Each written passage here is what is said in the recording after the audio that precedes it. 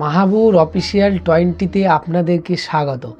আজকে আলোচনা করব আসন্ন 2026 বিধানসভা নির্বাচনে সম্ভাব্য যতটুকু কান পাতলে শোনা যাচ্ছে হয়তো সিপিএম, কংগ্রেস এবং আইএসএফ অর্থাৎ সংযুক্ত মোর্চা দেখা যাবে না, এতটুকু জানা যাচ্ছে। এই বিষয়ে আজকে পুরো ডিটেলসে আলোচনা করব এবং তোমরা যারা এই চ্যানেলে নতুন, ভালো লাগলে অবশ্যই সাবস্ক্রাইব করবে। তো চলো মূল বিষয়ে আলোচনা করা যাক। ইতিমধ্যে তোমরা কম বেশি অনেকেই ভিডিওই দেখে ফেলেছো যে আইএসএফের একমাত্র বিধায়ক নওশাদ সিদ্দিকী তিনি দুবার বিমান বসুকে চিঠি দিয়েছে এবং এখনও পর্যন্ত বিমান বসু এর তরফে কোনো রকম আপডেট এখনও পর্যন্ত দেয়নি। তবে যতটুকু শোনা যাচ্ছে পুজোর পরে হওয়া সম্ভব ছিল, সেটাও কিন্তু আস্তে আস্তে ভেস্তে দেওয়া সম্ভব আছে। যেহেতু যতটুকু শোনা যাচ্ছে আপনারা অবশ্যই ইতিমধ্যে কান পাতলে শুনতে পাবে যে সিপিএম, কংগ্রেস এবং আইএসএফ আসন্ন 2026 যে বিধানসভা হতে চলল হয়তো সম্ভাব্য যতটুকু শোনা যাচ্ছে জোট না হওয়ার প্রবল সম্ভব আছে।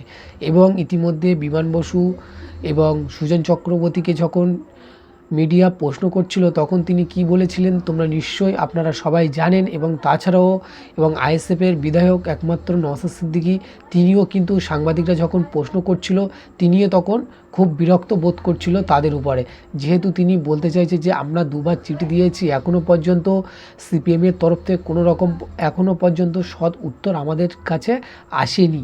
এই বিষয়ে সাধারণ মানুষ ইতিমধ্যে কনফিউশন হয়ে যাচ্ছে যে এটা কি হবে, জোট হবে কি না। তবে যতটুকু কান পাতলে শোনা যাচ্ছে হয়তো 2026 যে বিধানসভা হতে চলল জোট হবে না, এটাই হয়তো সত্যি হতে পারে যতটুকু আপডেট আসছে আমাদের কাছে। এবং তাছাড়াও তোমরা আপনারা সবাই ইতিমধ্যে দেখে ফেলেছেন কোথাও না কোথাও যে বিমান বসুরও তিনি কিন্তু সদুত্তর দিতে পারছেন না এবং তিনিও কিন্তু রয় রেখে কথা বলছেন, অর্থাৎ যতটুকু সম্ভব।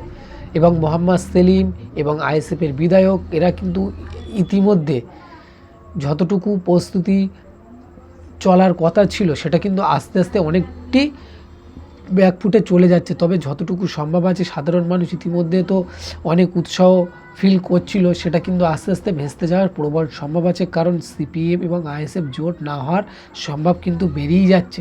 কারণ ইতিমধ্যে তোমরা জানো যে ভাঙড়ে সিপিএম যখন কিছু ত্রাণ সংগ্রহ করছিল তখন যেভাবে আক্রমণ হয়েছিল, এবং তাছাড়াও সিপিএম কিন্তু এখন বলতে চাইছে যে আমরা একলা লড়ব।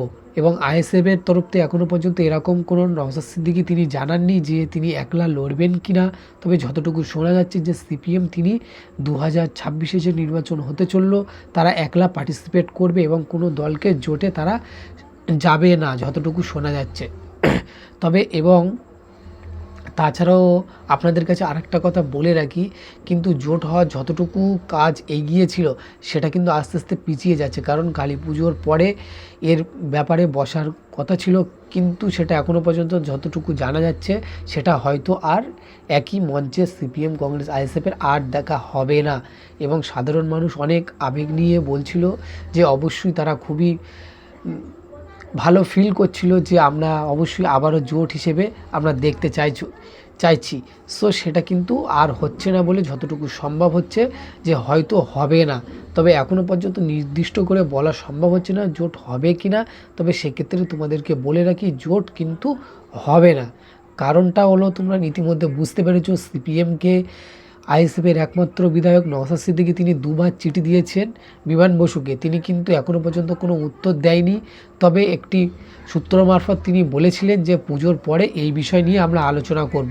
তবে সেটা অনেকটা দেরি হয়ে যাচ্ছে এবং ইতিমধ্যে যারা কর্মী আছে আইএসএফ বলুন এবং সিপিএম বলুন তারা কিন্তু ইতিমধ্যে বলা শুরু করে দিয়েছে যে আমরা একা লড়বো। আইএসএফ বলছে, আইএসএফের কর্মীরা বলছে আমরা একা পার্টিসিপেট করব এবং সিপিএমের কর্মীরাও বলছে আমরা একা পার্টিসিপেট করব।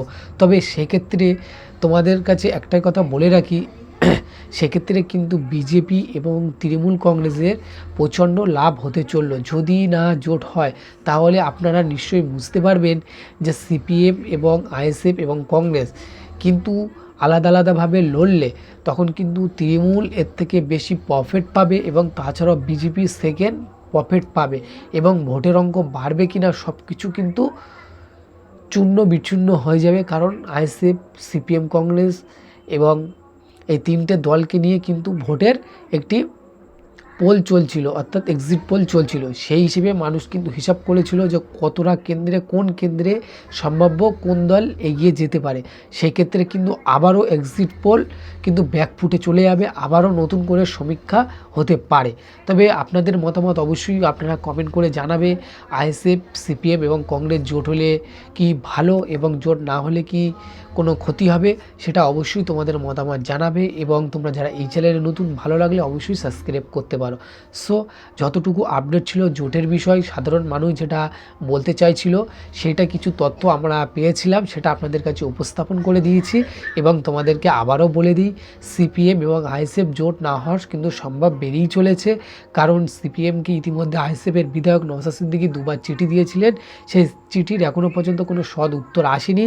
এবং সিপিএমের যারা ছোটোখাটো নেতা আছে তারা কিন্তু ইতিমধ্যে বলা শুরু করে দিয়েছে যে আমরা একা লড়বো, আমাদের সিট হোক চাই না হোক আমরা একা পার্টিসিপেট করব। এবং ইতিমধ্যে আইএসএফেরও নেতাকর্মীরা বলা শুরু করে দিয়েছে যে আমরাও একা লড়বো, আমরাও কোনো জোটে যাব না।